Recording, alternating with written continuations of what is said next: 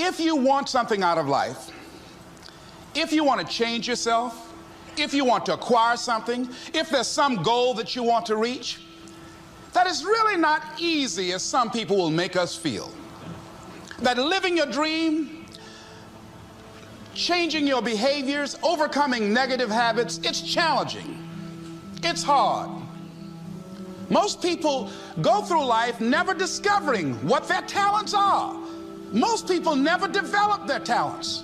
They have skills and abilities, but if you don't nurture them, if you don't develop them, they will never serve you. Your gifts can take you many places if you develop your gifts. Most of us don't like to do those things that come easy to us. I've always loved to talk to people. I decided, taking this advice, to develop my skills as a speaker. And my gift has developed and it's taken me many places.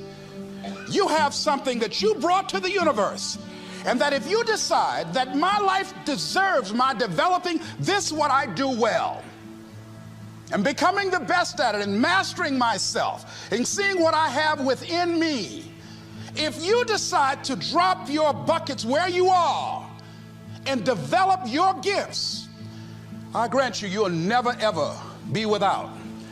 I grant you that your gifts will take you places that will literally amaze you.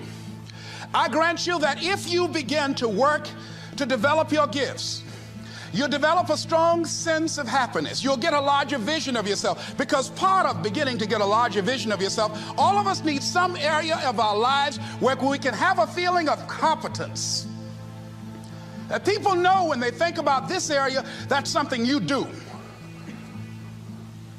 That you eat and sleep that, and that you do that, and people know it, and you know it, and you know that you know this. If you don't know anything else, you know this.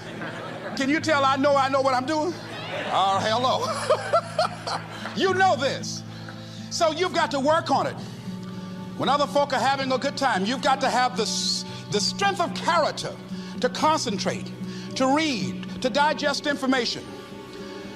If you decide in any particular area that you're concerned about, to make a conscious, deliberate, determined effort to read one book a month in that area, in 5 years, you'll be among the top 5% experts in the world.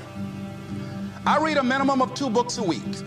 The average American reads only 1 book a year. If you decide that area that you love, that you are going to master that particular area, in this era of accelerated change, overwhelming complexity, and tremendous competition, as you begin to develop and expand your skills and your talents and your vision of yourself, you will always be in control of your destiny. The next thing is, whatever it is that you want to do, you want to do it massively. I have a friend who was telling me that his sales were down. I said, well, how many phone calls you make a day? He said, 25. I said, double them. Make 50 or 75 or 100. He said, oh man, that's just too much. What do you mean too much? You behind on your bills? You talking about too much? You know one way to get back on your feet real quick is to miss 2 car payments? You talking about you're tired? There's no competition out here. Decide that you're going to push yourself. Most people won't do that. Most people give up on themselves easily. You know the human spirit is powerful. There's nothing as powerful. It's hard to kill the human spirit. They asked Benjamin Disraeli, a man who became the head of a country at a time when Jews were not allowed out after 10 o'clock. They said, how did you do it? How do you achieve it against such great odds? He said, nothing can resist the will of a people that will stake even their existence on the extent of their purpose for good. That when you have a made-up mind, when you decide that you want to do something, I was reading something the other day, he said, the power to hold on in spite of everything, the power to endure, this is the winner's quality. The hunger, the ability to face defeat again and again without giving up. This is a winner's quality. You have that quality within you. When you're hungry, you don't care about the facts. You don't care about the odds. Doug Williams played for the Washington Redskins, quarterback. John Elway of the Denver Broncos in the Super Bowl. Everybody was talking about Elway. After the Super Bowl, when Doug Williams made a historic passing game, they asked him, said, how were you able, in spite of all of the negative publicity saying that you couldn't win, how did you do it? He said, I ignored my critics. I just didn't pay any attention to them. I ignored myself because they kept on saying it so much. There were times I doubted whether or not I can do what I needed to do. There's a Doug Williams in everybody here. There's greatness in you. And you've got to learn how to tune out the critics outside and the critic inside. And says, I'm going to do this. I'm going to harness my will. And I'm not going to let anything stop me. I deserve this. I'm going to do it until. And this friend, I told him, said, start increasing your calls. I said, I make 100 calls a day. I got a callus in my ear. My ear's kind of dark. You can't see it, but it's there.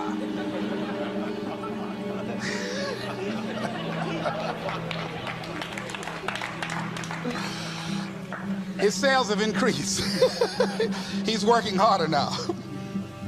The other thing is that if you want something, you have got to be relentless.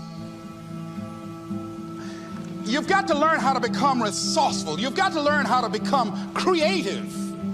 When crises strike in your life, and in the Chinese language, crises mean danger, but it also means opportunity. And this is an opportunity for you to grow. And you've got to be so relentless, regardless of what comes down the pike, that you're always looking for a way to get over, always looking for a way that you can break through, always looking for a way that you can win, always looking for a way that you can strike a telling blow. And pretty soon, I think there's some people watching us in the universe that say, wait, let's call a meeting over here. You know that guy Mustafa? Look at him down there. He won't stop. Just that fool don't know he can't get over. Look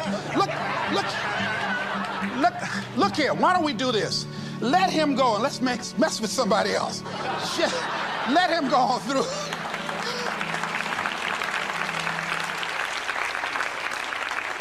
Life will just get tired of whipping you sometimes. And just say, just let this one go.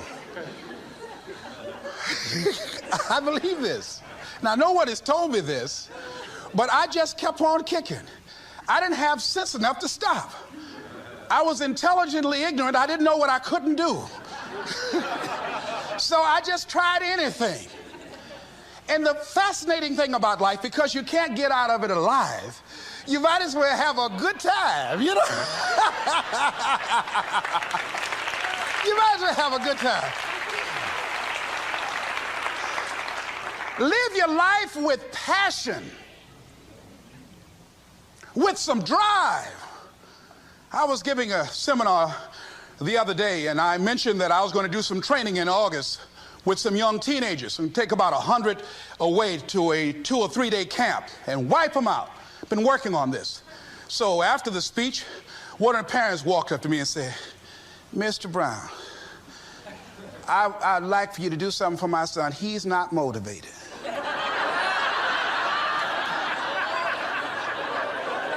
I said, I wonder why.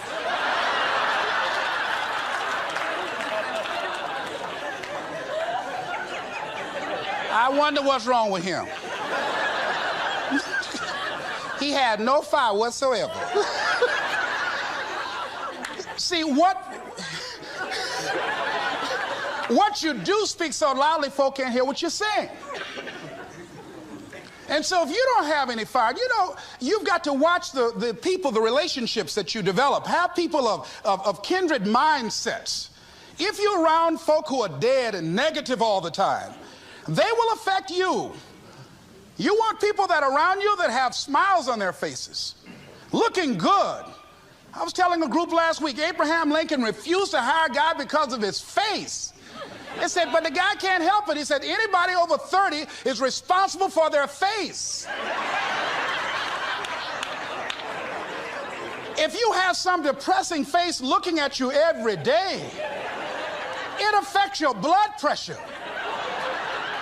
Keep these dead faces away from you. It's contagious. This is serious. So you've got to watch your countenance, watch your face, have an uplifted expression, watch your body posture. All of these things affect you psychically. You got to be the kind of person that you are fearless.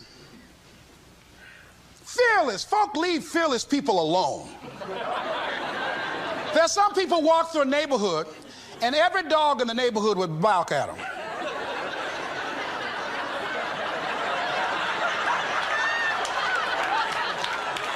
But there's some people come through and ain't nobody gonna mess with this.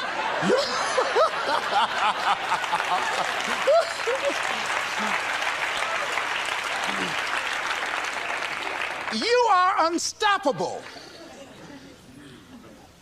And because you are unstoppable, because you've got power that you haven't even begun to use yet, you owe it to yourself to release your brakes. How many of you have had the experience of pulling out of your driveway and you mashed on the accelerator and the car was just going, it couldn't move, and you mashed harder and it couldn't move, and then you discovered you had your emergency brakes on. And then you release those emergency brakes and it goes, choo! Have you ever had that experience before? Most of us go through life with our brakes on, holding back, not giving all that we have, not sharing all of ourselves. Most of us go to our graves still holding on.